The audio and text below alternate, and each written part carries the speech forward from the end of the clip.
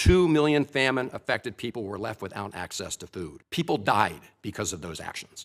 Mothers, fathers, and children. Tons of emergency food that could have saved their lives was left rotting in warehouses because you and Elon Musk refused to let USAID do its job. Of course, Donald Trump not only said he would end the war in Ukraine on day one, he also said he would end the war in Gaza on day one. And yet last week, you were all running around to Gulf states, giving away very sensitive American AI and chips technology, but doing nothing to end the war in Gaza and get the remaining hostages returned.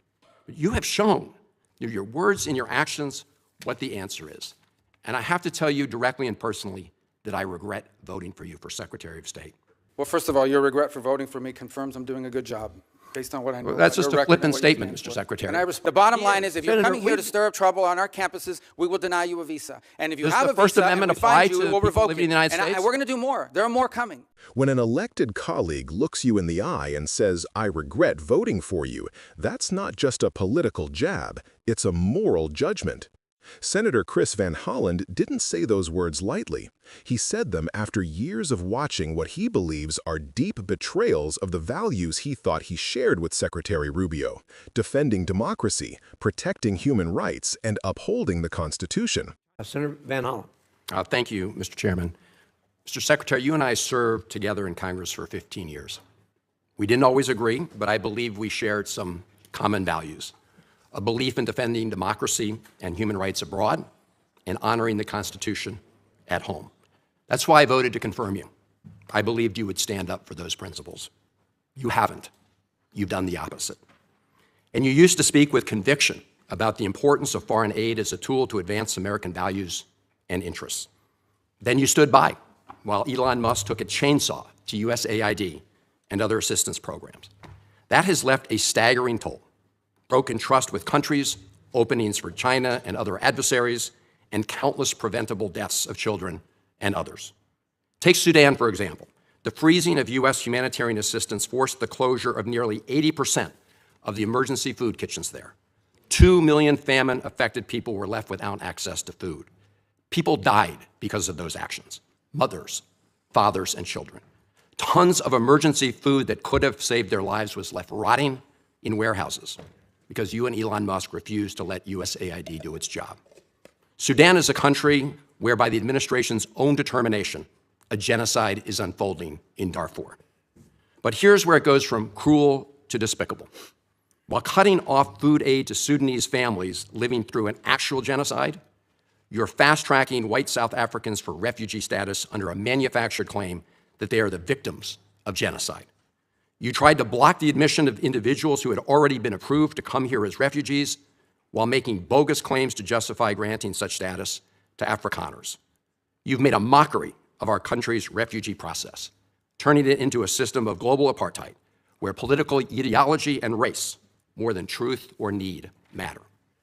And while you've turned away from a genocide in Sudan and invented one in South Africa, you teamed up with President Trump to throw the Ukrainian people under the bus and have been played like a fiddle by Vladimir Putin. Of course, Donald Trump not only said he would end the war in Ukraine on day one, he also said he would end the war in Gaza on day one. And yet last week, you were all running around to Gulf states, giving away very sensitive American AI and chips technology, but doing nothing to end the war in Gaza and get the remaining hostages returned. You know that for 78 days, the Netanyahu government did not allow a scrap of food to enter Gaza to reach over 2 million civilians. 57 children have died from malnutrition so far, and more than 14,000 children are in imminent danger of dying of starvation.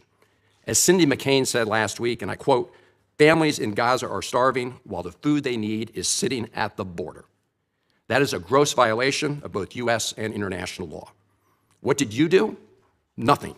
Not once did you publicly call upon the Netanyahu government to end the blockade. Fortunately, other countries spoke out, and now we see a tiny trickle going in. Where have you focused your energy instead, Mr. Secretary? Well, your first trip as Secretary of State was to El Salvador, not to promote democracy, but to cozy up to President Bukele, who calls himself the world's coolest dictator. The result was a cash for collusion deal to deprive people living in America of their constitutional rights to due process. The Supreme Court, in a 9-0 decision, instructed you to facilitate the return to the United States of Abrego Garcia, who the administration admitted was wrongfully deported to El Salvador. Your response? You've openly flouted judicial orders. When asked whether you have been in touch with El Salvador to return Abrego Garcia, you boasted, quote, "I would never tell you that. And you know who else I would never tell? A judge." Clearly, you don't care about the Fifth Amendment right to due process, and you don't care about the First Amendment either, since you've been very busy snatching students off of college campuses for exercising their right to free speech. You dredged up a relic from the McCarthy era to claim that student protesters posed a threat to the foreign policy of the United States. Give me a break, Mr. Secretary. You know as well as I do this isn't about national security, it's about punishing free speech. And you know that in America, the government doesn't get to use its power to punish speech it doesn't like. Yet in March, you boasted about revoking student visas, saying, and I'm quoting, "We do it every day. Every time I find one of these lunatics, I take away their visa," unquote. Let's look at one of those lunatics, Mr. Secretary, Ms. Ozturk. Her crime was co-authoring an op-ed in her college paper critical of Tufts University's response to the war in Gaza. Your own department found zero links to terrorism, no anti-Semitic statements, but you still yanked her visa and shipped her off to detention in Louisiana. And the list goes on and on. The federal judge in the case of Mohsen Madawi, who is the Columbia student who was ambushed by federal agents at his citizenship appointment, said, and I quote, this is the judge, "Legal residents not charged with crimes or misconduct are being arrested and threatened with deportation for stating their views on the political issues of the day. Our nation has seen times like this before, especially during the Red Scare and Palmer raids. Like the McCarthy-era witch hunts of the 1950s, your campaign of fear and repression is eating away at foundational values of our democracy. Back then, it took one voice, Attorney Joseph Welch, to cut through the hysteria with a simple question that marked the beginning of the end of that shameful era. He asked Senator McCarthy, have you no sense of decency? And I would ask you the same, Secretary Rubio. But you have shown through your words and your actions what the answer is. And I have to tell you directly and personally that I regret voting for you for Secretary of State. I yield back. May I respond? You may say. Well, first of all, your regret for voting for me confirms I'm doing a good job, based on what I know. Well, that's about just your a record and flippant what you statement, stand Mr. for. Secretary. Can I respond, Mr. Chairman? You may. I didn't ask Senator, questions. please let the Secretary have I'd be the floor. happy to, but then I can respond to his. Your time's up, Senator, and willfully used, I might add. Well- Your remarks do not represent the view of this committee. Well, Mr. Secretary, please. Well, I'd like to. I can't respond to everything he said because much of these are untrue, but I'll go through a few. First of all, I'm actually very proud of the work we've done with USAID. For example, I don't regret cutting $10 million for male circumcisions in Mozambique. I don't know how that makes us stronger and more prosperous as a nation. I raised don't regret Sudan, Mr. psychosocial support services. I raised USAID. Sudan, Mr. Secretary, Can I not respond, Mr. Mozambique. Chairman, or do I? Senator, I'd ask you to suspend. You had 7 straight minutes. I chose to use my time that way, Mr. Chairman. That's my right to Please use my suspend, time that way. Secretary Rubio. Well, I can go on. I mean, there's other things here. We spent $227,000 for Big Cat's YouTube channel from USAID. We spent $14 million for social cohesion in Mali, whatever the hell that means. So I can go on and on. I got the list here, and there's more. I didn't even bring the whole list. In the case of El Salvador, absolutely. Absolutely. We deported gang members, including the one you had a margarita with. And that guy is a human trafficker, and that guy is a gangbanger, and the evidence is going to be clear. In the days to come, Mr. you're going to see Chairman, who you went to look, defend. I'm sorry, please, Mr. Chairman. Secretary No. Rubio has the floor. Mr. Chairman, he can't make unsubstantiated Senator, comments like that. Secretary Rubio has the floor. You've had Secretary your time. Rubio should take that testimony to the federal court of Senator- the United States because Well, he hasn't done it under oath. Here's another point, okay? There is a division in our government between the federal branch and the judicial branch. No judge in the judicial branch cannot tell me or the president how to conduct foreign policy. No judge can tell me how I have to outreach to a foreign partner or what I need to say to them. And if I do reach that foreign partner and talk to them, I am under no obligation to share that with the judiciary branch. Just like a judge cannot order me to negotiate with a foreign minister of Russia, they cannot order me to negotiate with a foreign minister or the president of El Salvador. And if I did negotiate with them, which we have responded to them, and we've told them we've had communications with the president of El Salvador, I am under no obligation under our division of powers in this country and to share with the judicial branch how I conduct the diplomacy of the United States. It would actually be counterproductive. If I started sharing with courts, or frankly, with the media, my conversations with foreign leaders and all of their details, no foreign leader would talk to me again, and we would break trust with them. So I have complied with every court order. What I won't comply with is an order to disclose what I'm saying and what we're talking about with a foreign leader, because then they won't talk to me. Diplomacy doesn't work that way. About the student visas, let me say this. I don't deport anybody, and I don't snatch anybody.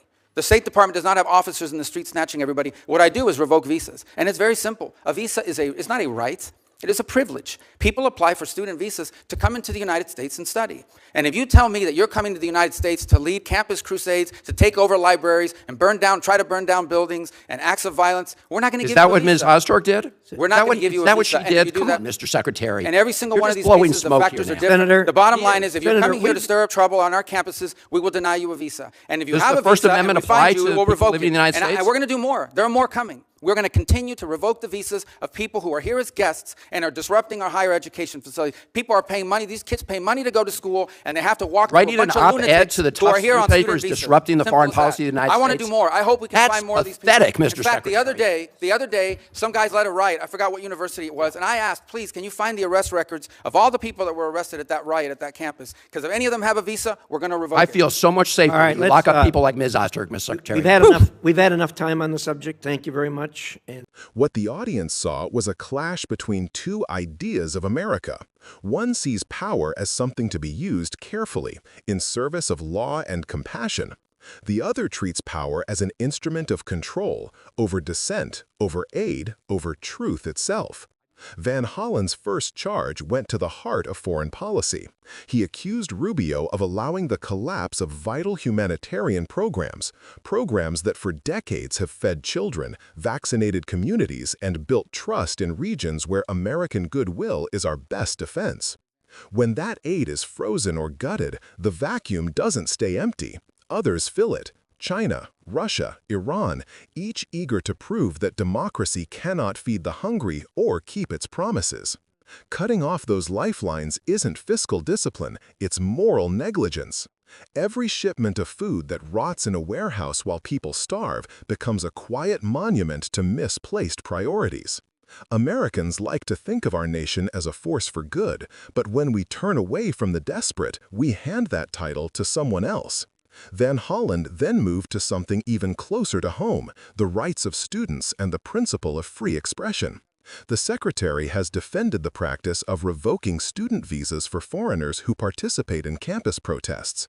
But think about what that means. It tells the world that the United States, once the global beacon for free inquiry, now punishes people for opinions.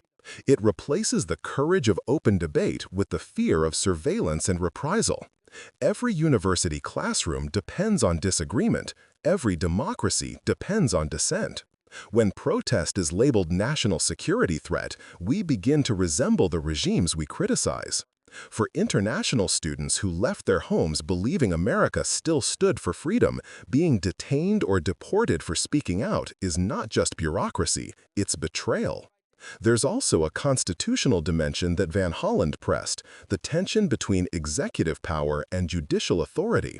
When a court orders the return of someone wrongfully deported and a cabinet secretary shrugs it off as interference, the separation of powers, the foundation of our legal system, starts to crack.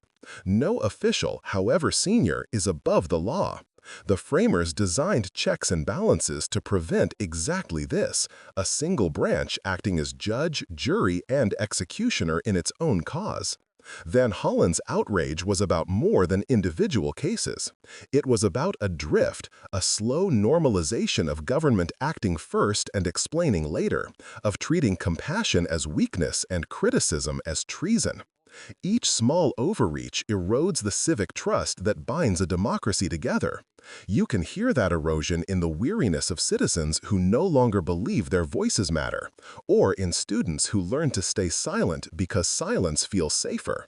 Rubio's responses, deflecting, joking, minimizing, illustrated the deeper problem. When leaders treat moral critique as partisan attack, accountability dies. The conversation shifts from what's right to who's winning. And yet, the stakes could not be higher. The credibility of American diplomacy, the protection of constitutional rights, and the very idea that government serves people rather than rules them. To understand why this matters, remember that democracy doesn't collapse in one dramatic moment. It unravels slowly through habits of indifference. A visa revoked here, a court order ignored there, an aid shipment delayed because it's politically inconvenient. Each act feels small until one day people wake up and realize the institutions they trusted no longer protect them. This is why Van Hollen's words hit so hard. They are not just about his personal regret, they are a warning to the rest of us. When those in power forget empathy, when they weaponize bureaucracy and dismiss oversight, it's citizens who must draw the line. History teaches that silence in the face of abuse is complicity. The question is whether we've learned enough to act before the damage becomes permanent. Pay attention, read beyond the headlines, listen for patterns. When officials use security to justify silencing, when humanitarian crises are met with budget excuses, when legal checks are brushed aside, awareness is the first act of resistance. Use your voice. Contact your representatives and demand clarity on how student visa powers are being used. Demand restoration of humanitarian funding and insist that executive agencies obey court rulings.